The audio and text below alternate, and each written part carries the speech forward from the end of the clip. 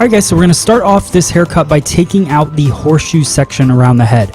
Now, on women's hair, I like to go right along the parietal ridge, but for men's hair, I like to go a little bit lower on the parietal because what that's going to do when I go through and cut the top, it's naturally going to give me a little bit heavier weight line along the parietal ridge. So it's just a safety precaution for me. I like that extra weight on men's hair, so that's what I like to do. Again, personal preference there. Then I go straight down center back and I section from the occipital bone over and clip that top part away.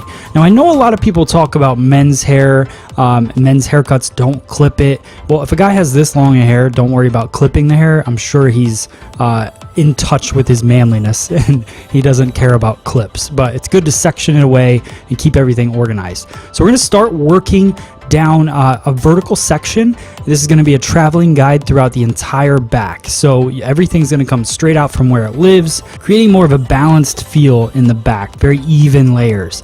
Okay, so a lot of times we talk about what we're doing, but we don't talk about why we're doing it and what it's doing when we do it. So let's break down what's happening in this section. I talked about the fact that I'm creating balanced layers.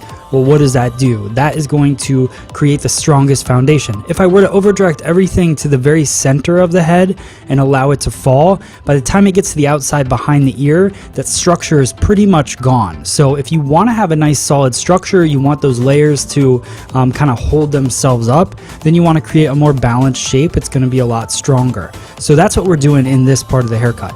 Also, the head shape is playing a huge role in the density that's left over when we drop the hair down. So let's look at, I'm pulling everything straight out and cutting it, but what's happening is as I go on along the occipital bone, I'm building up a lot of weight. It's pretty much being cut, let's say a little bit below 90 degrees, so more of a graduation feel.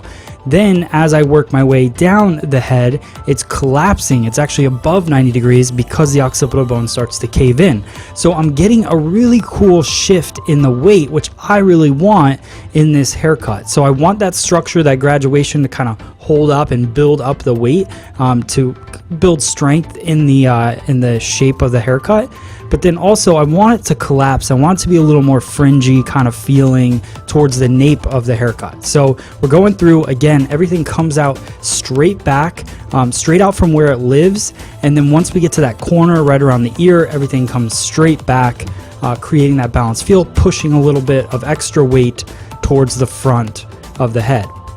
So now I'm about to show you guys what that shape is really creating. So when you start to kind of mess with it, you could see where that graduation builds up and where it collapses.